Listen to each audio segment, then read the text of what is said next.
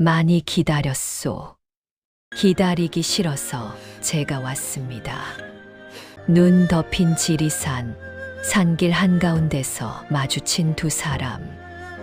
한 사람은 아내를 살릴 약을 안고, 한 사람은 남편을 찾아 먼 길을 걸어왔습니다.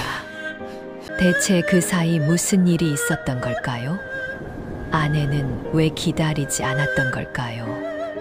귓전 야담의 이야기가 계속될 수 있도록 구독과 좋아요로 응원의 마음을 보태주세요. 자, 그럼 오늘도 감동적인 옛날 이야기 지금 바로 시작합니다. 옛날 옛적 전라도 남원 땅에 이도령이라는 젊은 선비가 살고 있었습니다. 양반 집안이었으나 살림은 넉넉하지 못했습니다. 기와집 대신 초가집이었고 하인 대신 부부가 손수밭을 일궜습니다. 그래도 이도령에게는 세상 무엇과도 바꿀 수 없는 보물이 있었습니다. 바로 아내 순이였습니다. 순이는 인근 마을에서 소문난 미인이었습니다. 눈썹은 먹으로 그린 듯 진하고 눈동자는 가을 하늘처럼 맑았습니다.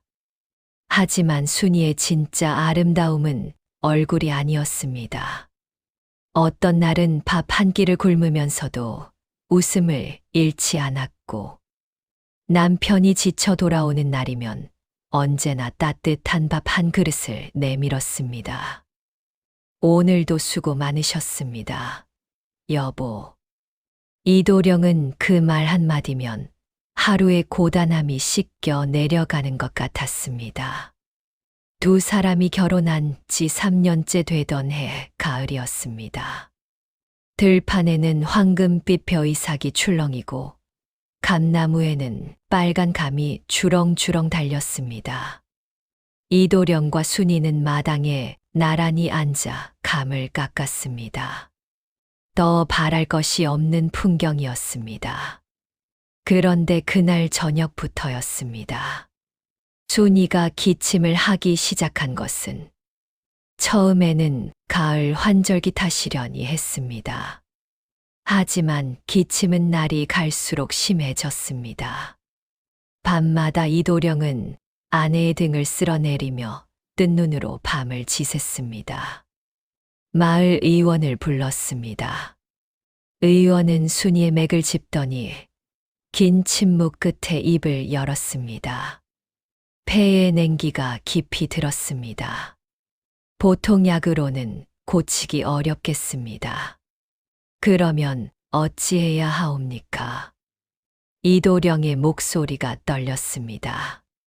지리산 깊은 골짜기에 천삼이라는 약초가 있습니다. 100년 묵은 것이어야 하고 첫눈 내리기 전에 캐야 효험이 있다 하옵니다. 그것을 구해오시면 차도가 있을 것이옵니다. 지리산이라면 이곳에서 열흘을 꼬박 걸어야 하는 먼 길이었습니다. 이도령이 돌아오는 길에 마을 어귀에서 오래된 노인을 만났습니다. 지팡이를 짚고 홀로 걷는 백발의 노인이었습니다. 노인이 이도령을 보더니 걸음을 멈췄습니다. 젊은이, 얼굴에 수심이 가득하구나.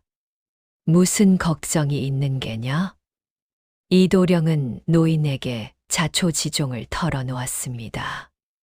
노인은 가만히 듣더니 고개를 끄덕였습니다.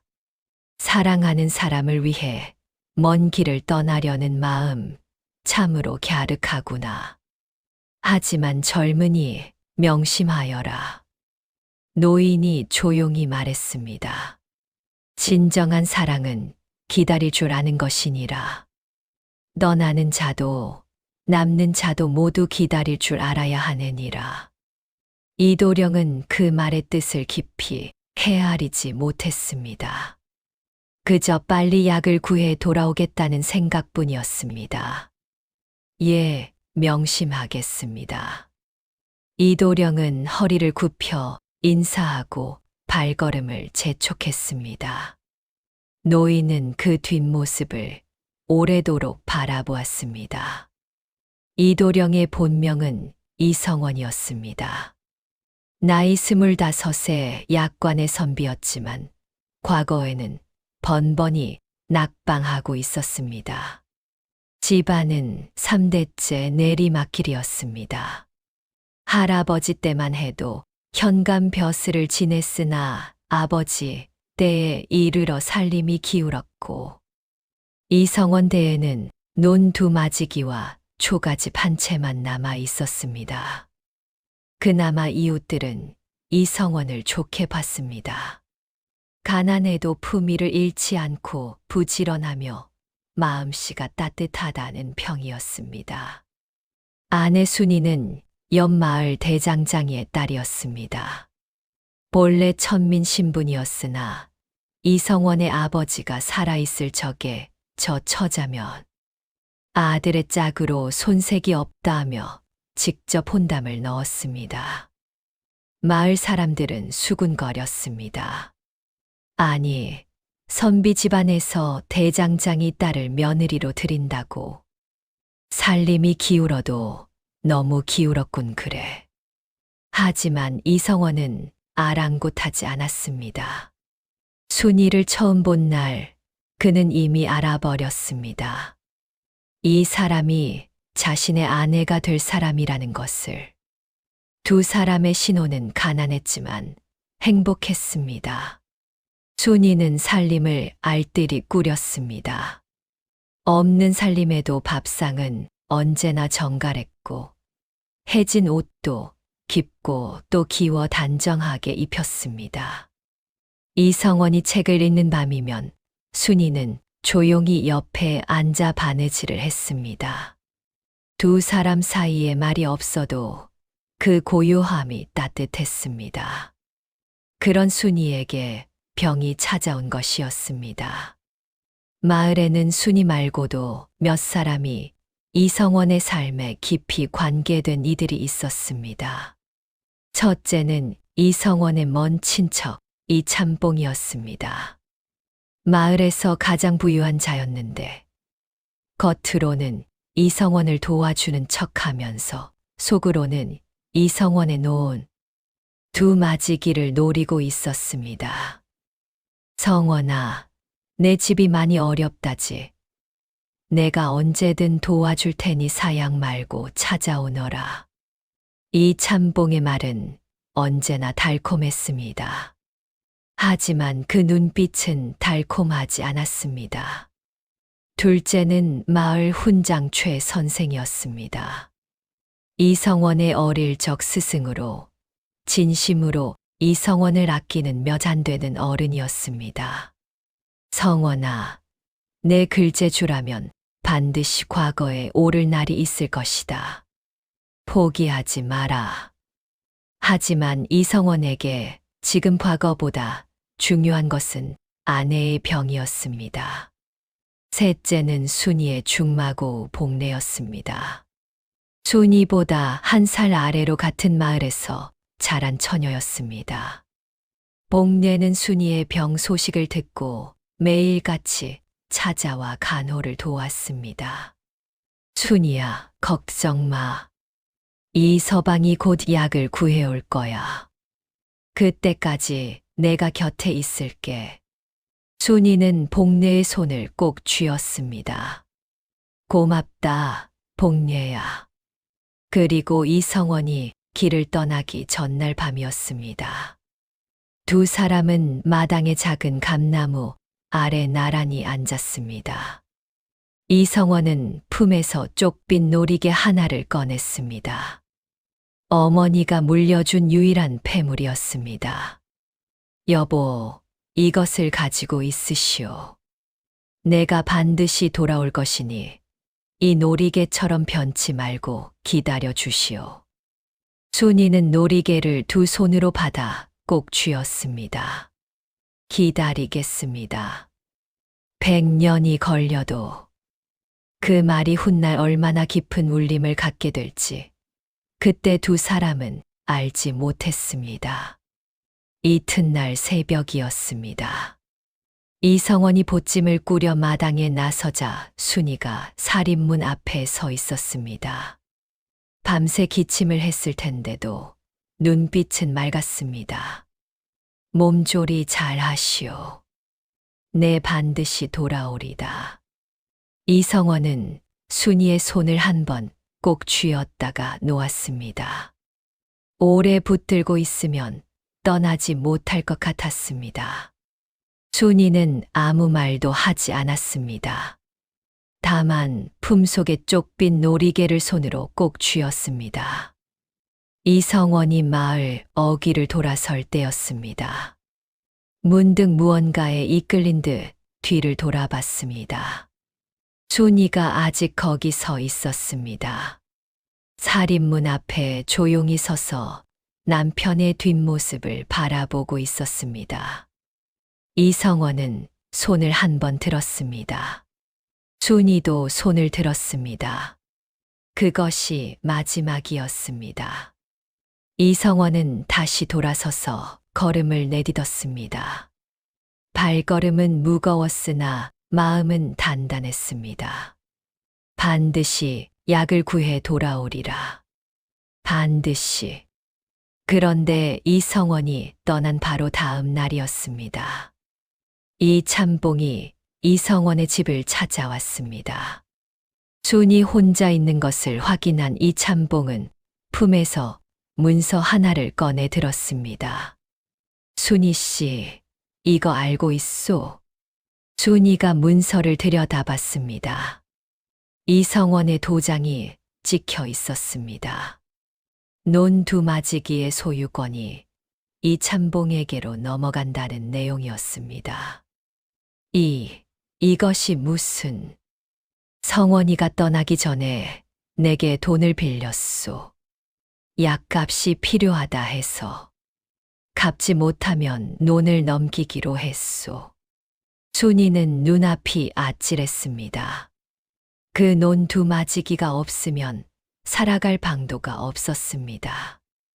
이 참봉이 나간 뒤 순이는 방 안에 홀로 앉아 쪽빈 놀이개를 꺼내 바라봤습니다. 기다리겠습니다. 100년이 걸려도. 그 말을 속으로 되뇌었습니다. 이성원이 떠난 지 한 달이 지났습니다. 순이의 병은 나아지지 않았습니다. 오히려 찬바람이 불면서 기침이 더 심해졌습니다. 밥도 제대로 먹지 못하고 하루 종일 자리에 누워있는 날이 많아졌습니다. 논두마지기는 이미 이 참봉의 손에 넘어갔습니다. 이성원이 남긴 돈도 바닥을 드러냈습니다. 쌀이 떨어지는 날이 왔습니다. 복내가 매일같이 찾아와 먹을 것을 가져다 주었습니다. 하지만 복내도 가난한 살림이었습니다. 언제까지나 도움을 받을 수는 없었습니다. 이 참봉이 또 찾아왔습니다. 이번에는 혼자가 아니었습니다. 마을에서 제법 이름 있는 박생원을 데리고 왔습니다. 박생원은 40이 넘은 호라비로 재산이 상당한 자였습니다. 순이 씨, 이 사람은 박생원이라고 하오. 이 마을에서 제일 가는 살림꾼이지. 박생원이 순이 씨에게 뜻이 있다 하오. 순이는 대번에 이 참봉의 속셈을 알아챘습니다. 그게 무슨 말씀이십니까? 저에게는 남편이 있사옵니다. 성원이 말이오. 지리산에 간 지가 벌써 한 달이 지났소. 그 험한 산에서 혹시라도 무슨 일이 있었다면 무슨 말씀을 하시는 겁니까? 순이의 목소리가 높아졌습니다. 하지만 이 참봉은 눈 하나 깜짝하지 않았습니다. 생각해 보시오. 이 추운 겨울을 어떻게 날 것이오. 논도 없고 돈도 없고 병든 몸으로. 박생원은 순이 씨를 정말 좋은 데로 모시겠다 하오. 이 참봉이 나간 뒤 복내가 찾아왔습니다. 순이는 이참봉이 다녀간 이야기를 털어놓았습니다. 복례는 단호하게 고개를 저었습니다. 순이야, 절대 안 돼.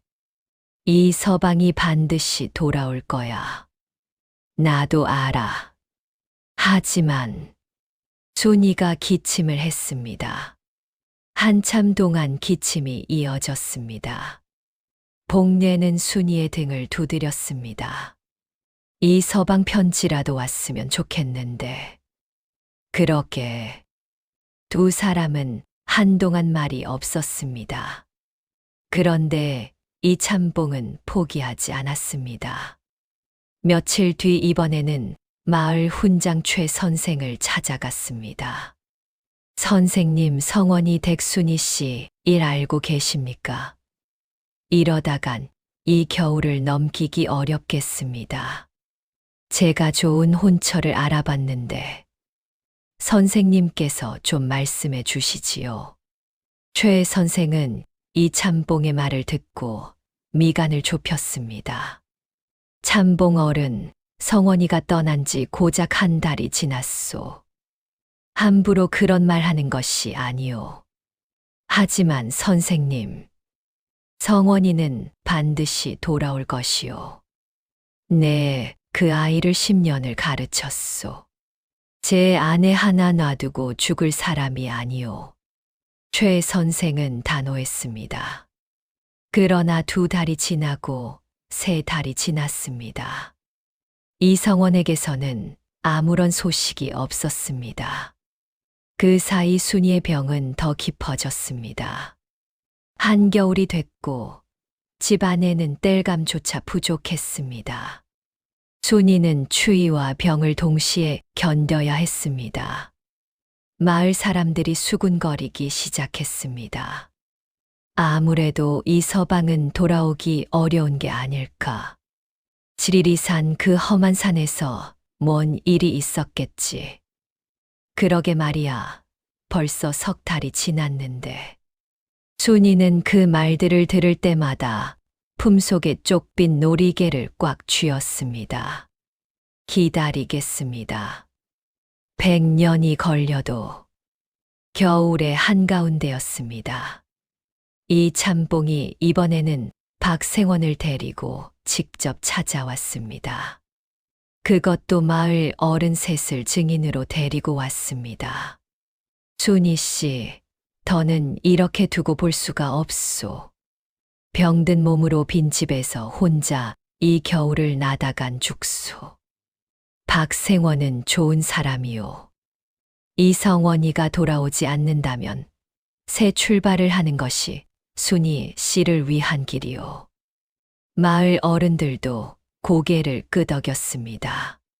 순이야, 어른들 말씀도 일리가 있다. 3달이 넘도록 소식이 없으니. 순이는 방 안에 홀로 앉아 눈을 감았습니다.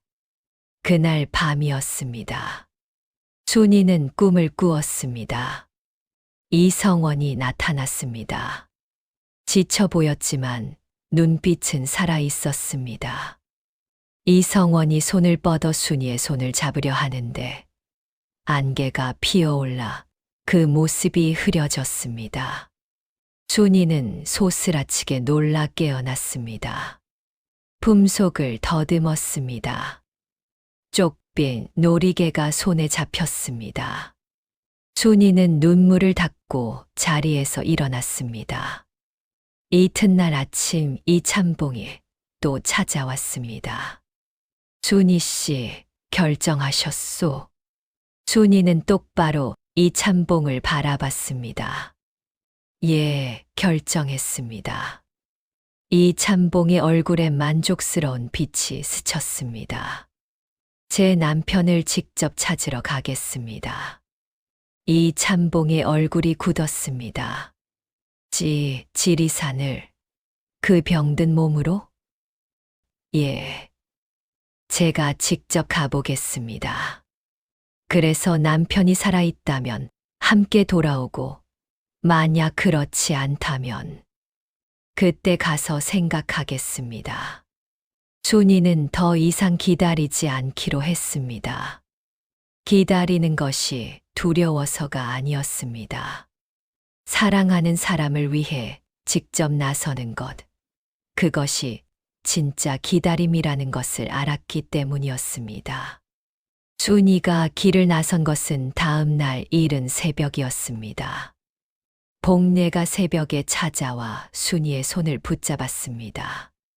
같이 가겠다. 너 혼자는 못 보내. 복례야, 너까지 고생시킬 수 없어. 이 서방을 찾아오면 나도 얼마나 좋겠어. 같이 가자. 두 사람은 나란히 길을 나섰습니다. 사흘을 걸었습니다. 순이의 기침은 찬 공기 속에서 더 심해졌습니다. 복례는 순이의 짐을 대신 들고 기침이 심할 때면 등을 두드렸습니다. 나흘째 되던 날 저녁이었습니다. 두 사람은 지리산 초입의 작은 주막에 들었습니다. 주막 안에는 백발의 할머니가 혼자 앉아 있었습니다. 주모인지 손님인지 알 수 없는 모습이었습니다. 할머니는 두 사람을 보자마자 말했습니다. 어서 오너라. 많이 지쳤구나. 순이와 복례는 할머니 곁에 앉았습니다. 할머니는 따뜻한 국밥 두 그릇을 내왔습니다. 남편을 찾으러 가는 길이구나. 순이가 깜짝 놀랐습니다. 어떻게 아셨습니까? 그 눈빛을 보면 알지. 두렵지만 멈출 수 없는 눈빛이거든. 할머니가 조용히 말했습니다. 아가야, 지리산은 험한 곳이다. 길을 잃으면 사흘이 지나도 산을 벗어나지 못하는 수가 있지. 하지만 할머니는 품에서 작은 붉은 천 조각을 꺼냈습니다. 이것을 가져가거라.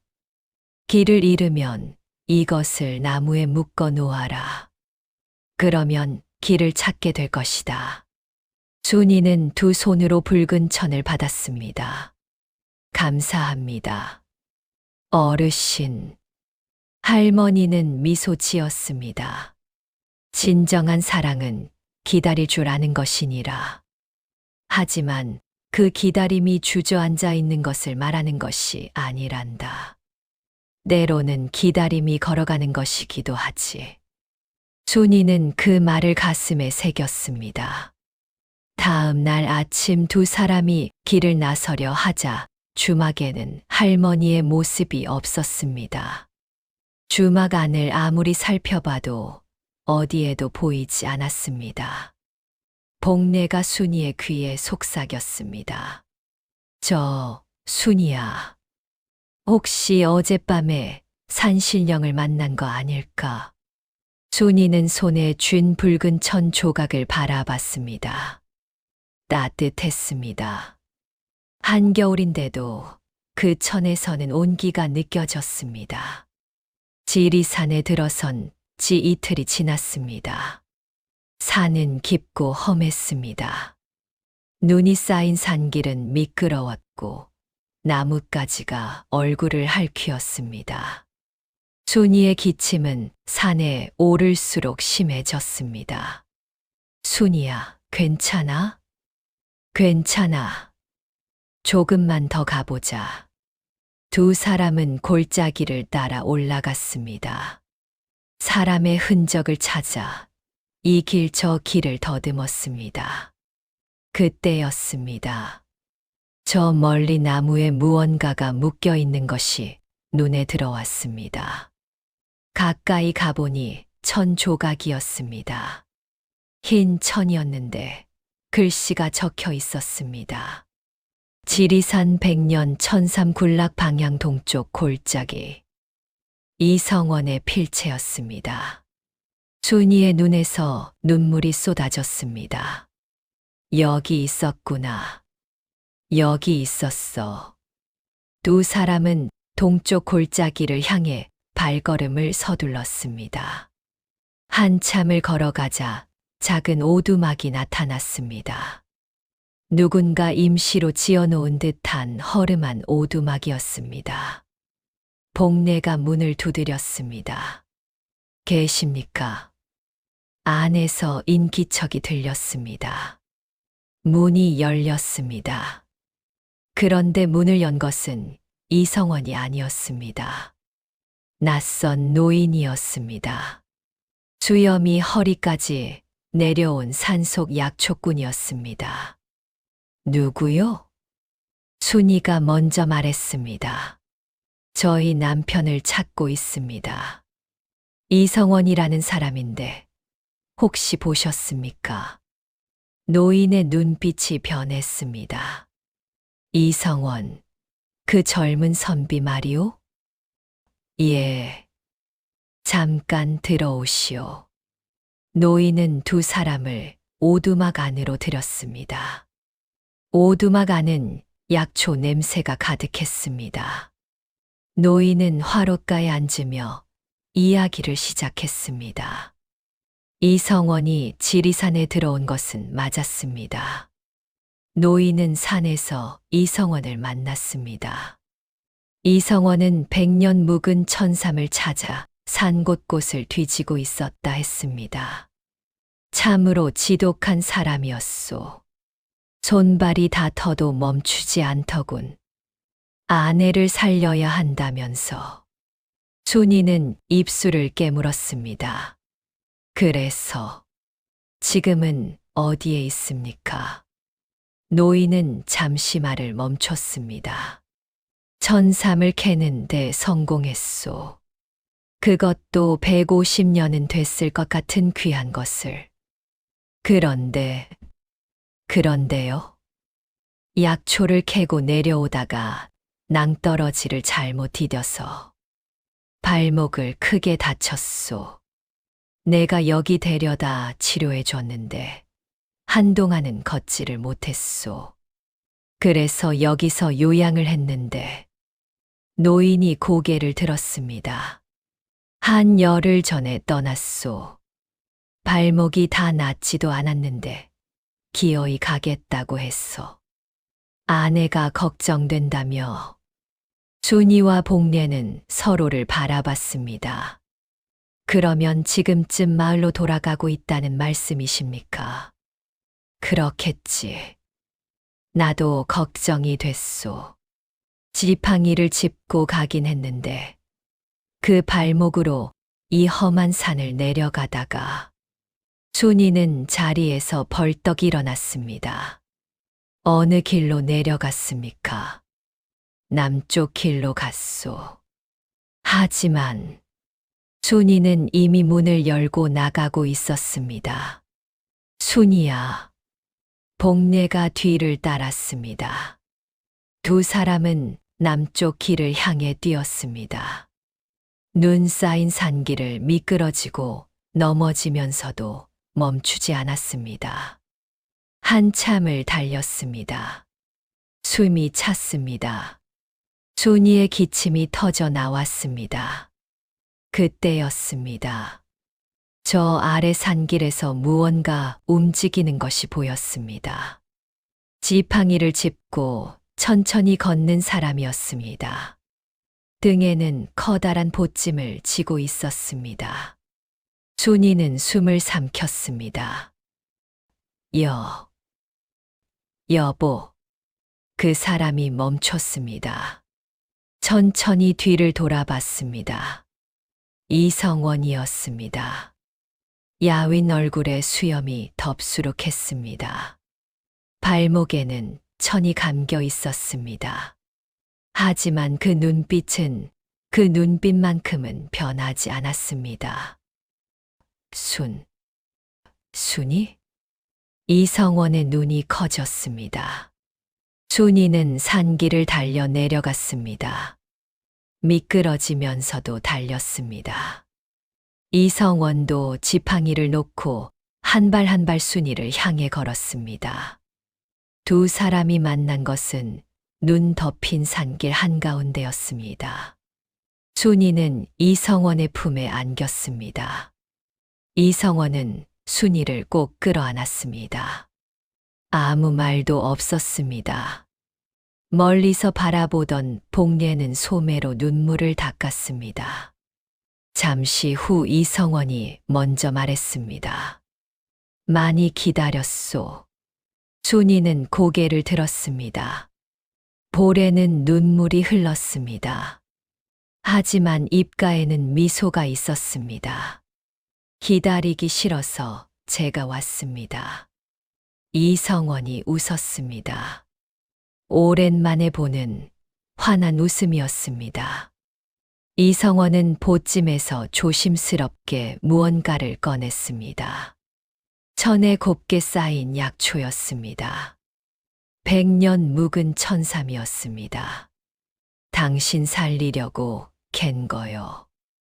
이제 마을로 돌아가서 약을 다려 먹으면 반드시 나을 거요. 순이는 약초를 두 손으로 받았습니다. 눈물이 또 쏟아졌습니다. 세 사람은 함께 산을 내려왔습니다. 이성원은 발목이 아팠지만 내색하지 않았습니다. 순이가 걱정할까 봐서였습니다. 마을에 가까워질수록 순이의 마음이 무거워졌습니다. 이 참봉의 일이 떠올랐기 때문이었습니다. 논 두마지기를 빼앗긴 일, 박생원과의 혼담 이야기. 이성원에게 무슨 말을 어떻게 꺼내야 할지 알 수가 없었습니다. 하지만 그것은 나중 문제였습니다. 지금 이 순간만큼은 남편이 살아 돌아온 것만으로도 충분했습니다. 마을 어귀에 들어설 때 해가 지고 있었습니다. 노을이 온 하늘을 붉게 물들였습니다. 마을 사람들이 하나둘 나와 세 사람을 바라봤습니다. 세상에, 이 서방이 돌아왔어. 살아 있었구나. 그리고 약도 구해왔다고? 이성원은 마을 사람들을 향해 허리를 굽혔습니다. 걱정을 끼쳐 죄송합니다. 이성원이 돌아온 뒤 마을에는 다시 온기가 돌았습니다. 최 선생이 찾아와 이성원의 손을 잡았습니다. 잘 돌아왔다. 참으로 잘 돌아왔어. 이성원은 곧바로 약재를 다듬었습니다.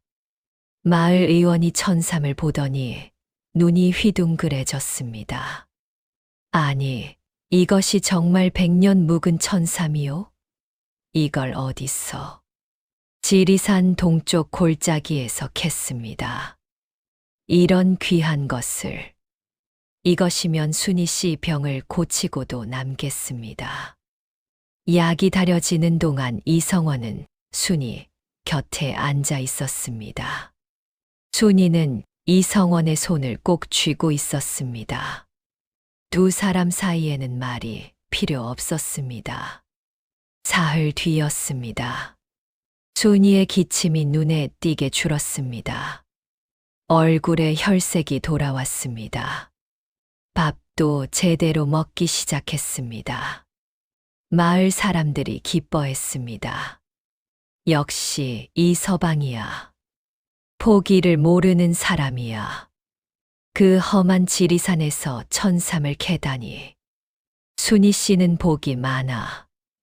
이성원도 마음이 놓였습니다. 아내가 낳고 있었습니다. 이제 다시 밭을 일구고 과거 공부를 하면 되었습니다. 그런데 그때였습니다.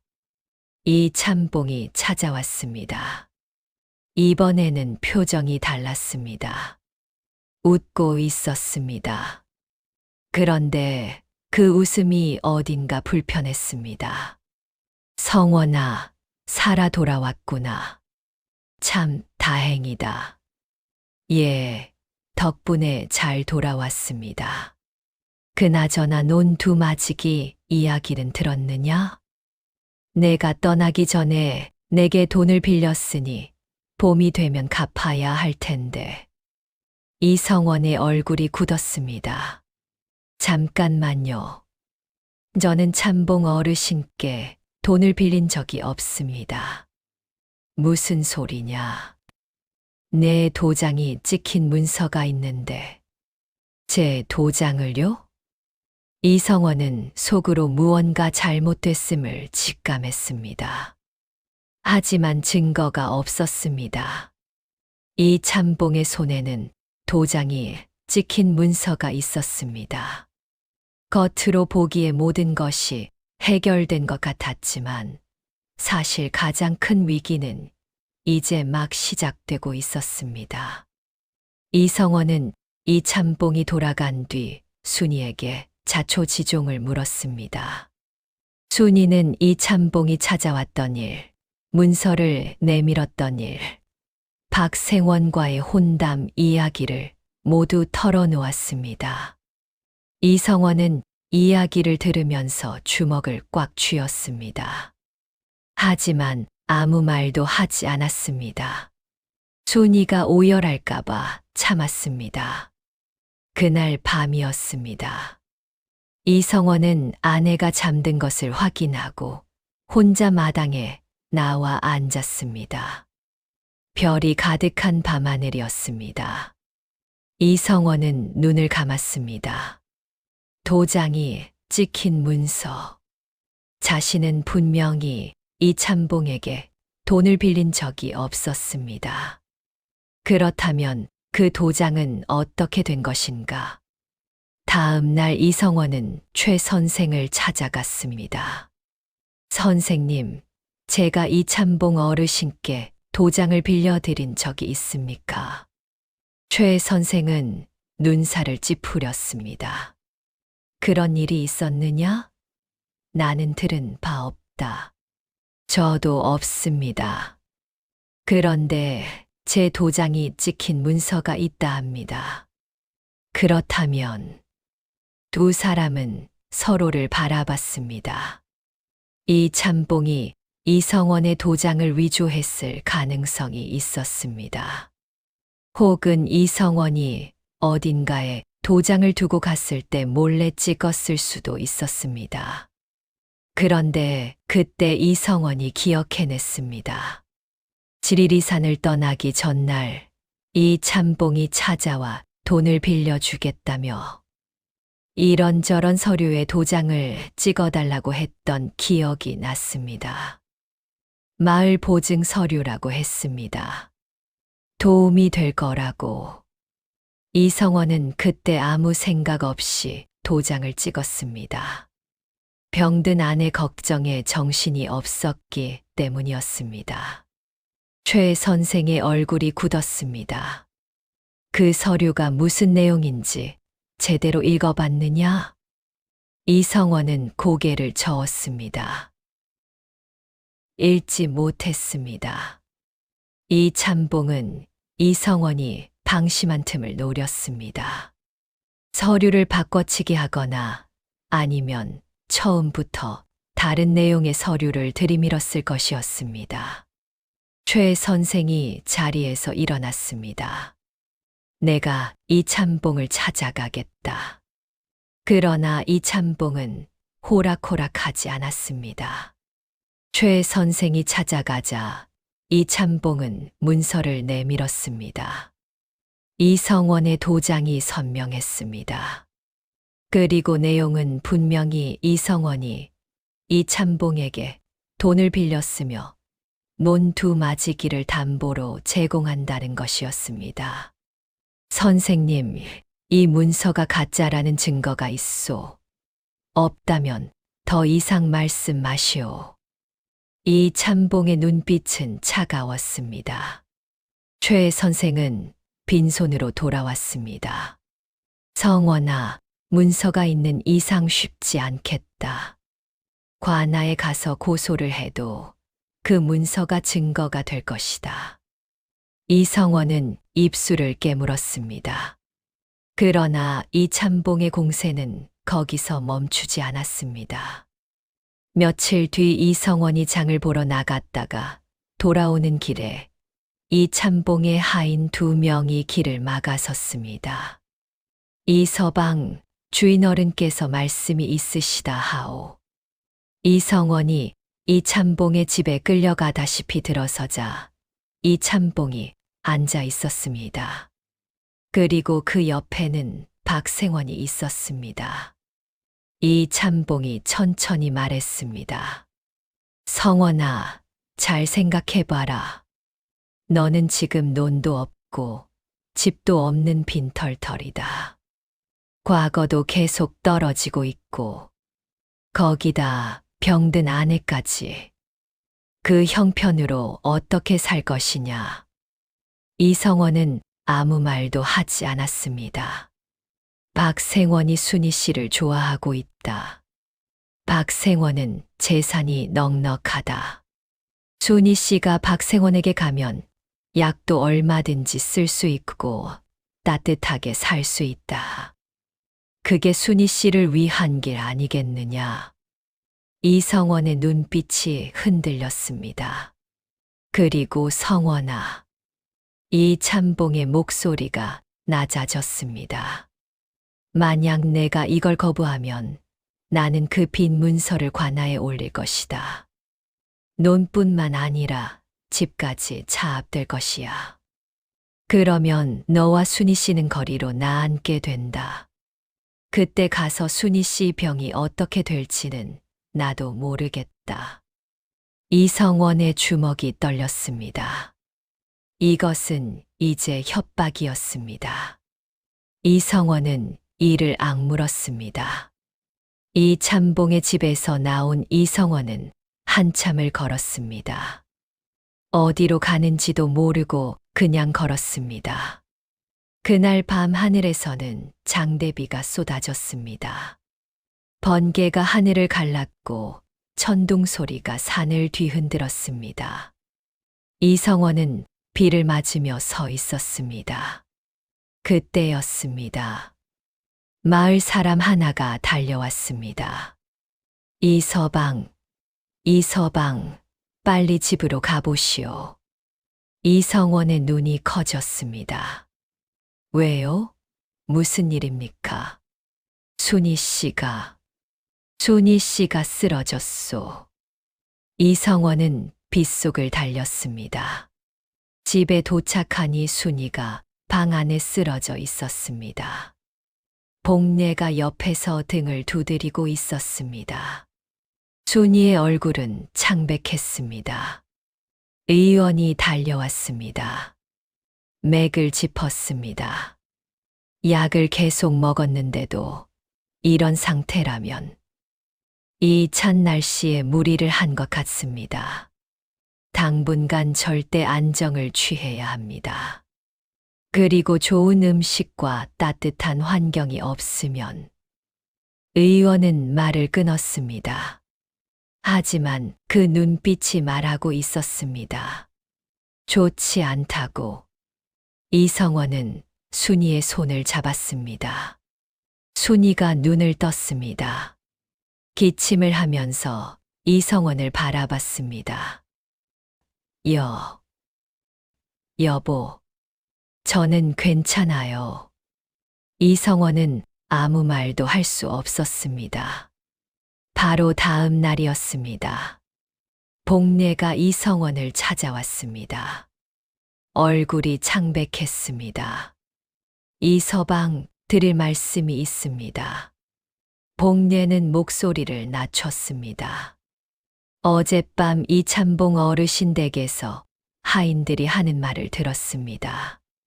이참봉 어르신이 사람을 시켜 관아에 이서방 험담을 퍼뜨리고 있다 합니다. 빚을 지고 도망다니는 사람이라고. 이성원의 얼굴이 굳었습니다. 그뿐만이 아닙니다.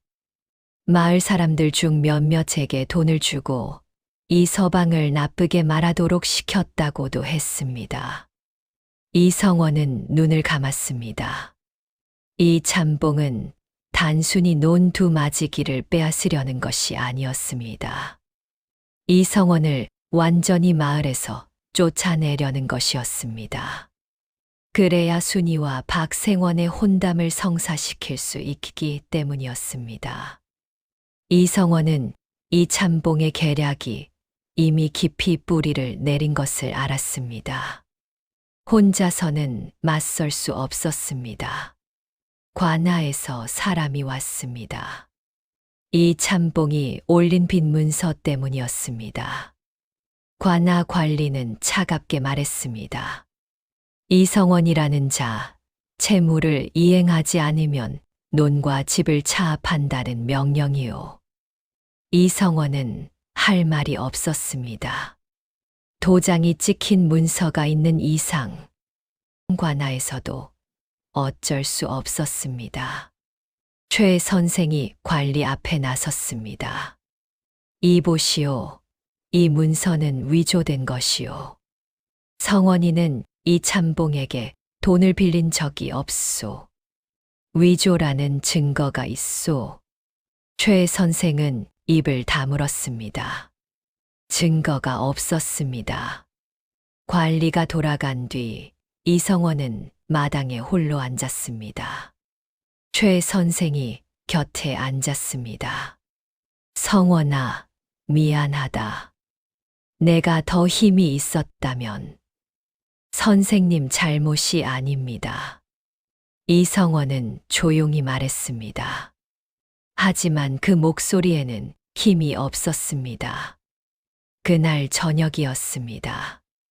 마을 사람 몇몇이 이성원을 찾아왔습니다. 이참봉에게 돈을 받은 자들이었습니다.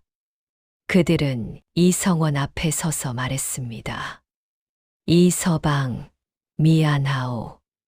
하지만 우리도 먹고 살아야 하오.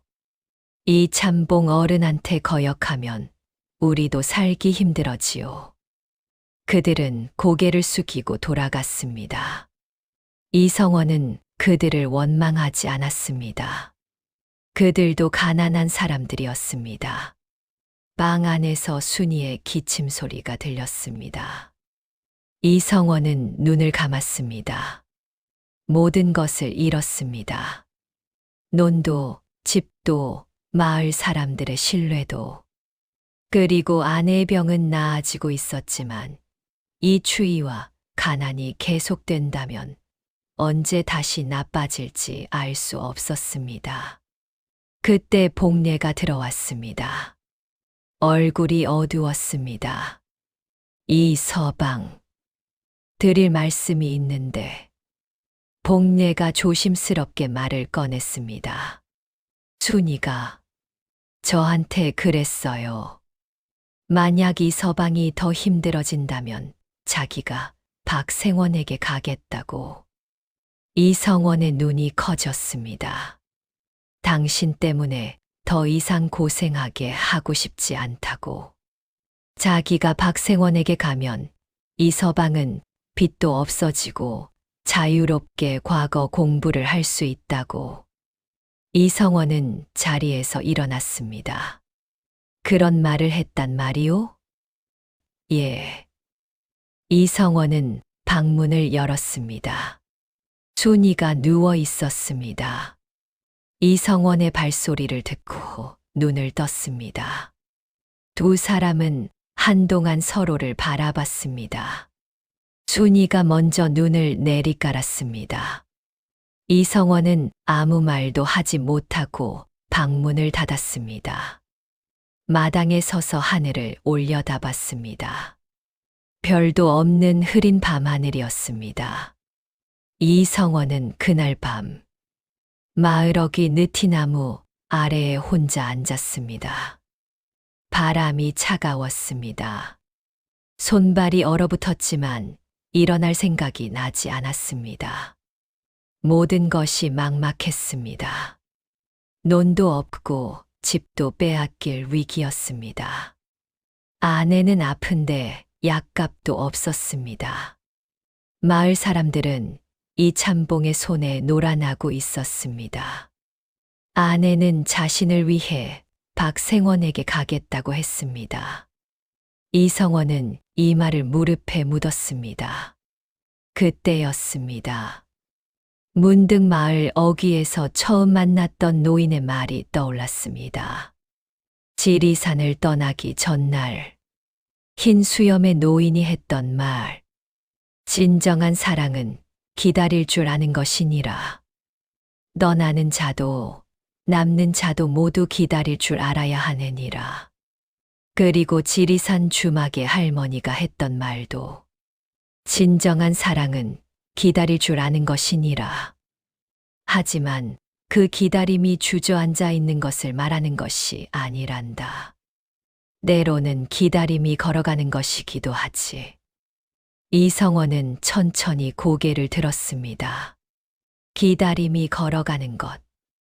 순이가 지리산까지 찾아온 것처럼, 포기하지 않고 직접 걸어간 것처럼, 자신도 지금 주저앉아 있어서는 안 되었습니다.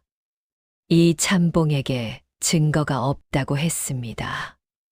그런데 정말 증거가 없는 것인가? 이성원은 기억을 더듬었습니다.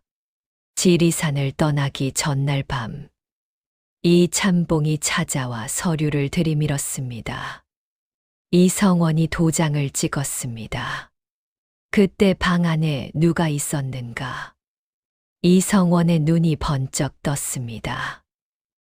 복례였습니다. 복례가 그 자리에 있었습니다. 약을 가져다 주러 왔다가 이 참봉과 마주쳤었습니다. 복례는 그 자리에서 이 참봉이 들이민 서류의 내용을 봤을 수도 있었습니다. 그리고 또 한 가지. 이성원이 도장을 찍을 때 이 참봉의 하인이 서류를 들고 있었습니다. 그 하인은 누구였는가?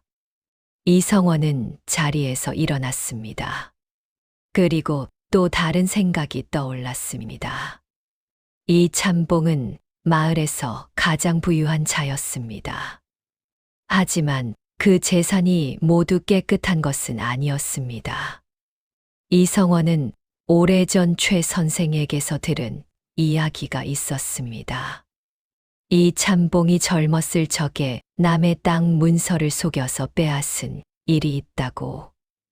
그 일로 피해를 본 사람이 있다고. 만약 그 사람을 찾아낸다면. 이성원은 빠른 걸음으로 최 선생의 집을 향해 걸었습니다. 한밤중이었지만 어쩔 수 없었습니다. 최 선생은 이성원의 이야기를 듣고 즉시 자리에서 일어났습니다. 그 일이라면 나도 알고 있다. 20년 전 일이지만 그 피해자가 지금 어디 있는지는 모르겠다만 선생님, 그 사람을 찾을 수 있겠습니까? 최 선생은 잠시 생각하더니 고개를 끄덕였습니다. 한번 알아보겠다. 그리고 성원아, 복례 이야기가 맞다면 복례도 증인이 될 수 있다. 복례에게도 이야기해봐라. 이성원은 복례를 찾아갔습니다. 복례 씨, 이 참봉이 우리 집에 왔을 때 서류의 내용을 보셨습니까? 복례는 눈을 크게 떴습니다. 보았습니다. 그런데 그게 무슨 내용이 기억나십니까? 복례는 잠시 생각했습니다. 분명히 보증 서류라고 했습니다. 마을 공동 보증 서류라고. 그런데 그것이 빈 문서였다는 말입니까? 예. 이 참봉이 서류를 바꿔치기 한 것 같습니다. 복례의 얼굴이 굳었습니다. 제가 증인이 되겠습니다. 이성원은 고개를 숙였습니다. 고맙습니다, 복례 씨. 그리고 최 선생이 이틀 만에 소식을 가져왔습니다. 20년 전 이 참봉에게 땅을 빼앗긴 사람. 그 사람의 아들이 현재 이 고을 관아에서 서리로 일하고 있었습니다. 이성원은 눈을 감았습니다. 이제 알겠습니다. 모든 것이 하나로 연결됐습니다. 제가 직접 관아로 가겠습니다. 이성원은 다음 날 이른 아침 관아로 향했습니다. 최 선생이 함께 걸었습니다. 복례도 따라왔습니다. 관아 마당에 들어서자 이참봉도 와 있었습니다. 이성원이 관아를 찾아올 줄 알았던 듯 이미 원님 앞에 앉아 있었습니다. 원님이 두 사람을 번갈아 바라봤습니다. 이성원이라는 자가 이참봉에게 진 빚을 갚지 않는다는 고소가 있었다. 할 말이 있으면 하라. 이성원이 앞으로 나섰습니다. 나리, 저는 이참봉에게 돈을 빌린 적이 없습니다. 이참봉이 즉시 문서를 꺼냈습니다. 나리, 이 문서를 보십시오.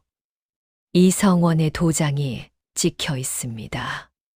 원님이 문서를 들여다봤습니다. 도장이 찍혀 있으니 부인하기 어렵겠다. 이성원이 침착하게 말했습니다. 나리, 그 문서가 작성될 때 그 자리에 있었던 증인이 있습니다. 증인이라. 복례가 앞으로 나왔습니다. 소인이 그 자리에 있었습니다. 이참봉 어르신은 그 문서를 마을 공동보증 서류라고 하셨습니다. 빈 문서라는 말은 한마디도 없었습니다.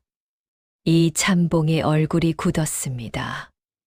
이 천한 계집의 말을 어찌 믿겠소. 원님이 손을 들었습니다. 조용히 하시오. 원님은 복례를 바라봤습니다. 내가 본 것을 사실대로 고하면 거짓이 없겠느냐? 예, 나리.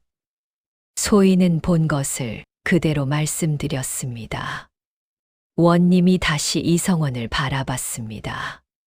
더 할 말이 있느냐? 이성원이 고개를 들었습니다. 예, 나리. 이참봉 어르신은 이번 일만이 아닙니다. 20년 전에도 같은 방법으로 남의 땅 문서를 빼앗은 일이 있습니다. 관아 마당이 술렁였습니다. 무슨 근거로 그런 말을 하느냐? 그 피해자의 아들이 지금 이 관아에 있습니다. 원님의 눈빛이 변했습니다. 누구냐? 그때 관아 한쪽에서 서리 한 명이 앞으로 나왔습니다. 나이 40 즈음의 사내였습니다. 소인이옵니다. 나리. 이참봉의 얼굴이 하얗게 질렸습니다. 서리가 입을 열었습니다. 20년 전 이야기가 흘러나왔습니다. 이참봉이 서리의 아버지를 찾아와 같은 방법으로 문서를 속여 땅을 빼앗은 이야기. 그 일로 서리의 아버지는 가산을 탕진하고 일찍 세상을 떠났다는 이야기. 원님의 눈빛이 싸늘해졌습니다. 이참봉이 변명을 시작했습니다. 나리, 이건 오래전 일이고 증거도 없소이다. 그리고 이 서리 놈이 어찌 나를 증거가 없다 하셨소. 원님이 조용히 말했습니다. 본관이 직접 확인해 보겠소. 원님은 관아의 문서를 뒤지라고 명했습니다. 오래된 토지 대장을 꺼내 확인했습니다. 20년 전 서리 아버지 명의였던 땅이 어느 날 갑자기 이참봉 명의로 바뀐 것이 기록에 남아 있었습니다. 그리고 그 시점이 이참봉이 서류를 들이밀었다고 서리가 말한 시점과 정확히 일치했습니다. 관아 마당이 조용해졌습니다. 이참봉의 얼굴에서 핏기가 사라졌습니다. 저는 이참봉 옆에 앉아있던 박생원이 자리에서 일어나 슬금슬금 뒤로 물러섰습니다. 나리, 소인은 이 일과 아무 관련이 없습니다. 이 참봉이 시키는 대로 했을 뿐이고, 이 참봉이 박생원을 노려봤습니다. 이놈이 감히. 원님이 손을 내리쳤습니다. 이 참봉은 문서를 위조하고 남의 재산을 빼앗은 죄로, 그리고 20년 전 동일한 방법으로 타인의 토지를 편취한 죄로 엄히 다스리겠노라. 원님의 목소리가 관아 마당을 가득 채웠습니다. 포졸들은 당장 이 참봉을 잡아들여라. 포졸들이 달려들었습니다. 이 참봉이 소리를 질렀습니다. 이럴 수는 없소. 내가 이 마을에서 얼마나 오래 살았는데, 내가 얼마나 많은 사람들을 도왔는데. 하지만 포졸들의 손을 막을 수는 없었습니다. 이 참봉은 그 자리에서 결박되었습니다. 원님이 이성원을 향해 말했습니다. 이성원, 내 논과 집은 즉시 돌려받을 것이다.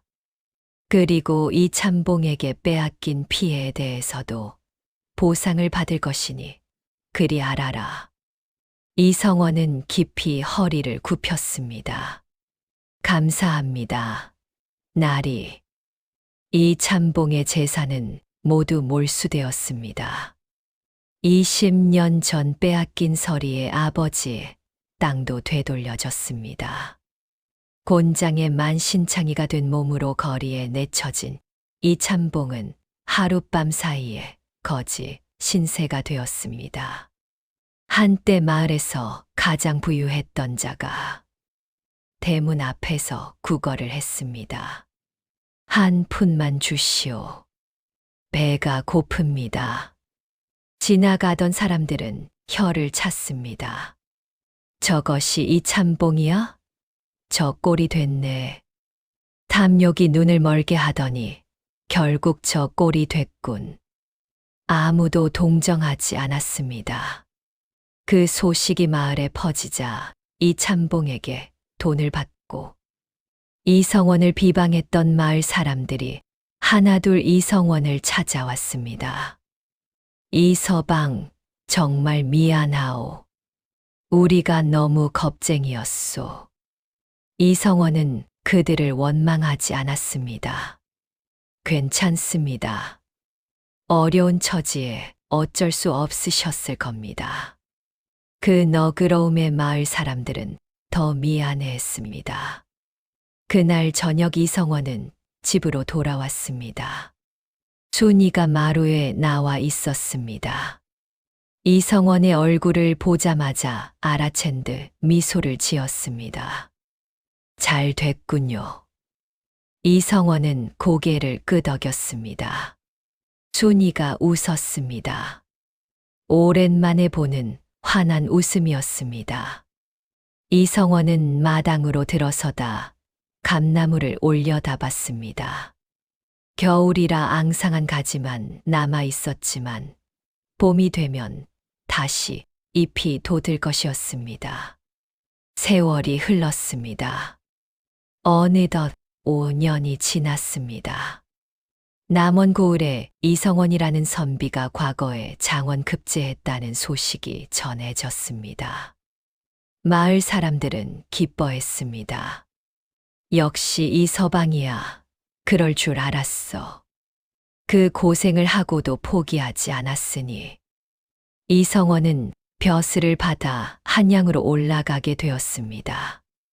그런데 마을을 떠나는 날 아침이었습니다. 이성원은 마당의 감나무 아래 나란히 앉았습니다. 순이와 함께였습니다. 순이의 병은 완전히 나았습니다. 볼에는 혈색이 가득했고 눈빛은 더없이 맑았습니다. 이성원은 품에서 쪽빛 놀이개를 꺼냈습니다. 순이가 내내 간직하고 있던 것이었습니다. 이제 돌려드려야겠소. 순이가 고개를 저었습니다. 아니요. 이건 내가 가지겠습니다. 평생. 이성원이 웃었습니다. 두 사람은 감나무 아래 나란히 앉아 있었습니다. 5년 전 겨울날 앙상했던 그 감나무에는 이제 파릇파릇한 새잎이 돋아나고 있었습니다. 결혼한 지 3년째 되던 그해 가을. 나란히 앉아 감을 깎던 두 사람의 모습과 꼭 닮아 있었습니다.